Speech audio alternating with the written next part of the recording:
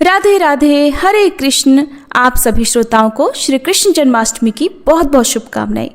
भाद्रपद मास के कृष्ण पक्ष की अष्टमी, रोहिणी नक्षत्र का संयोग और पूरे वातावरण में भक्ति का अद्भुत उल्लास, यही वो पावन घड़ी है जब साक्षात श्री कृष्ण अपने भक्तों के घर लड्डू गोपाल के रूप में पधारते हैं। आज पूरा देश इस शुभ पर्व श्री कृष्ण जन्माष्टमी को बहुत ही हर्ष और उत्साह के साथ मना रहा है।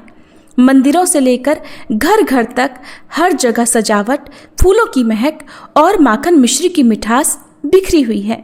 मान्यता है इस दिन व्रत पूजन और लड्डू गोपाल का स्वागत करने से सुख, सौभाग्य, संतान सुख और हर मनोकामना की पूर्ति होती है। चलिए आपको बताते हैं जन्माष्टमी के दिन लड्डू गोपाल की पूजा कैसे करें। सबसे पहले आपको आवश्यक पूजन सामग्री एकत्रित करनी होगी, जिसमें कान्हा जी के लिए चौकी और लाल या पीला वस्त्र, पूजा की थाली, रुई, धूप, दीप, घी या तेल, अगरबत्ती, कपूर, फूल, पत्र, तुलसी दल, केले के पत्ते, पान के पत्ते, सुपारी, इलायची, गुलाब के फूल। मिठाई में आप लड्डू, पेड़े या घर के बने पकवान, पंजीरी आदि रख सकते हैं। इसके अलावा फल, दही, मक्खन, मिश्री, पंचमेवा, पंचामृत यानी दूध, दही, घी, शहद और चीनी का मिश्रण मिलाकर गंगाजल, इत्र की शीशी, चंदन, अक्षत, कुमकुम, शुद्ध जल, लड्डू गोपाल के लिए श्रृंगार के लिए विशेषकर बांसुरी, कुंडल, पगड़ी, कड़े, माला, टीका, कमरबंद, काजल, मोरपंख और नए वस्त्र आदि। कान्हा जी के लिए झूला और मोरपंख अवश्य रखें। यदि आपके पास पिछले साल का झूला है तो आप उसको भी इस बार प्रयोग कर सकती हैं। सबसे पहले सभी पूजन सामग्री और स्वयं को गंगाजल छिड़ककर पवित्र कर लें। अब पूजा स्थल की तैयारी करें। सबसे पहले घर के पूजा स्थान को अच्छी तरह साफ कर लें और वहां पर एक चौकी पर लाल या पीला वस्त्र बिछाएं। चौकी पर लड्डू गोपाल के विग्रह को स्थापित करें। पूजा की थाली सजाएं।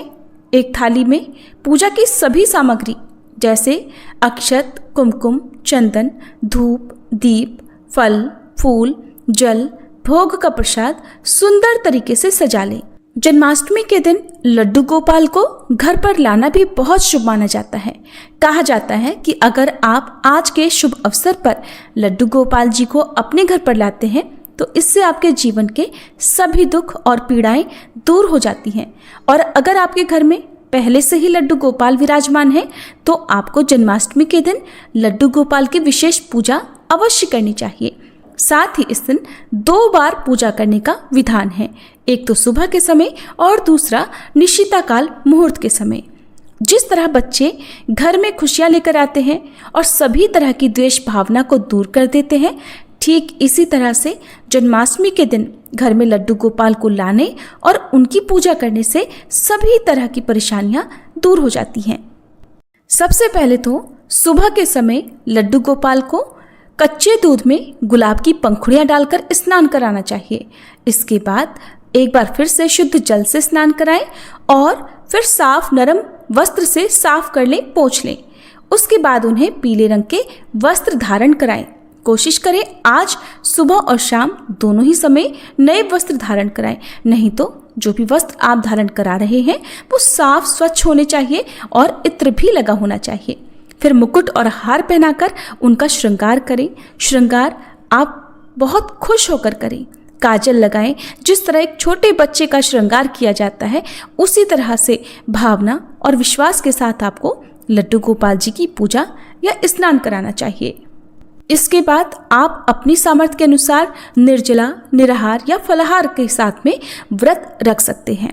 व्रत रखने वाले भक्त जो भी फलाहार ग्रहण करना चाहते हैं वो दिन में 1 बार या 2 बार, बहुत अधिक आवश्यकता हो तो जल, दूध, फल आदि का सेवन थोड़ी थोड़ी मात्रा में कर सकते हैं। ध्यान रखें, पेट भरने की इच्छा से कुछ भी व्रत में ग्रहण नहीं करना चाहिए। इसके बाद शाम को एक बार फिर से पूजा की तैयारियां करनी चाहिए, जिसकी अब विस्तार पूर्वक विधि आपको बताने जा रहे हैं। जन्माष्टमी का जो मुख्य पूजन है वो मध्यरात्रि 12 बजे किया जाता है। तो इस समय श्री कृष्ण के या लड्डू गोपाल जी के जो भी सुबह से आपने वस्त्र धारण कराए हैं, पहले आप उन्हें उतार दें और उसके बाद उनके पूरे शरीर पर चंदन का लेप लगाकर उन्हें कच्चे दूध में स्नान कराएं। स्नान कराने के बाद फिर से शुद्ध जल से स्नान कराएं और उन्हें साफ, स्वच्छ या फिर मलमल के वस्त्र में लपेटकर कुछ देर के लिए रखें। इसके बाद उन्हें नए वस्त्र धारण कराएं। इस बीच में आप कान्हा जी का कोई भी मंत्र जाप कर सकते हैं या भजन गा सकते हैं। शांत होकर, मौन होकर आपको पूजा नहीं करनी चाहिए। खास तौर पर उनका श्रृंगार करते समय उन्हें दुलराते रहना चाहिए।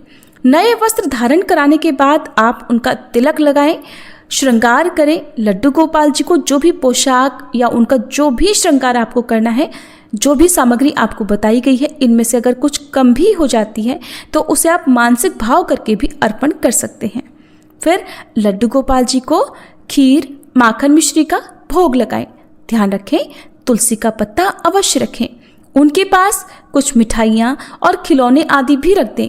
अगर आपके मन में कोई भाव आ रहा है कि आपके लड्डू गोपाल जी को कोई ऐसी वस्तु है, कोई ऐसी सामग्री, कोई ऐसा खिलौना, कुछ भी ऐसा जो बहुत प्रिय है, जिसके साथ वे अब तक बहुत खुश रहे हैं, तो आज के दिन उस सामग्री को भी उनके पास अवश्य रखें। इसके बाद आप उन्हें झूले में झुलाएं और झूला झुलाते समय भी आप उनके लिए कोई भजन गा सकते हैं, कुछ भी आप अपनी श्रद्धा से कर सकते हैं। और झूला झुलाने के बाद सभी लोग भजन कीर्तन करें, धूमधाम से जन्मोत्सव की खुशियां मनाएं, उनकी आरती उतारें। आरती उतारने के बाद जो भी प्रसाद आती है वो सभी लोगों में बांटें और बांटने के बाद कान्हा जी को आप शयन भी अवश्य करा दें। उन्हें पालने से उतारकर उनके बिस्तर पर शयन करा दें। शयन कराते समय जो भी श्रृंगार आभूषण आदि हैं, आप एक बार उन्हें निकाल कर रख दें, क्योंकि जब आभूषण आदि पहने होते हैं तो कान्हा जी को नींद अच्छे से नहीं आती है। इसलिए आप उन्हें आरामदायक वस्त्र पहनाकर उन्हें शयन कराएं और अगले दिन ध्यान रखिएगा उन्हें जल्दी ना उठाएं, क्योंकि रात को कान्हा जी देर से सोएंगे। इसलिए अगले दिन यदि आप उन्हें जल्दी उठाएंगे, हो सकता है वो आपसे थोड़ा नाराज हो जाएं। फिर आपको उन्हें मनाने के लिए बहुत कोशिश करनी पड़ सकती है। भोग में आज के दिन बहुत से लोग धनिये की पंजीरी का भोग भी लगाते हैं। इसके अलावा मेवा पाक या जो भी घर में बनाई गई शुद्ध मिठाइयाँ हैं वो आप भगवान को अर्पित करें। यदि आप घर की बनाई मिठाइयाँ अर्पित करने में समर्थ नहीं है तो आप मानसिक भाव भी करके लड्डू गोपाल जी को भोग लगा सकते हैं। तुलसी पत्र भी आप भोग में अवश्य रखें। जिन भक्तों के घर में अभाव है या लड्डू गोपाल जी नहीं भी हैं, वो भी सारी प्रक्रिया को मानसिक रूप से मन में करते हुए अपने लड्डू गोपाल जी का हृदय से ही पूजन और जन्मोत्सव का आनंद उठा सकते हैं। पूजा करने के बाद सबसे अंत में क्षमा याचना जरूर करें। कुछ देर शांति से बैठकर श्री कृष्ण का ध्यान करें, आंखें बंद कर उनके नटखट और बहुत सुंदर दिव्य बाल रूप का स्मरण करें, जिसमें वे माखन से लथपथ मुस्कुरा रहे हों। उनके गालों पर, उनके मुख पर, उनके ओठों पर, उनकी नन्ही नन्ही उंगलियों पर माखन लिपटा हुआ हो और उनसे मन ही मन प्रार्थना करें, हे वंशीवट विहारी, यदि पूजा में कोई त्रुटि हो गई हो, कोई भूल हो गई हो तो क्षमा करें।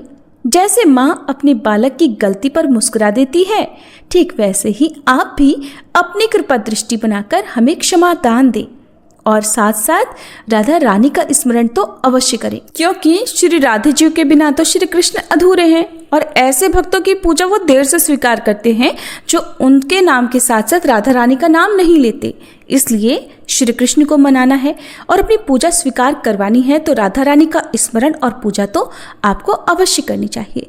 फिर जो भी भक्तों ने आज उपवास रखा है वो चाहे तो रात की पूजा करने के बाद अपना उपवास खोल सकते हैं, फलाहार ग्रहण कर सकते हैं, भगवान को लगाए गए भोग को प्रसाद रूप में ग्रहण कर सकते हैं।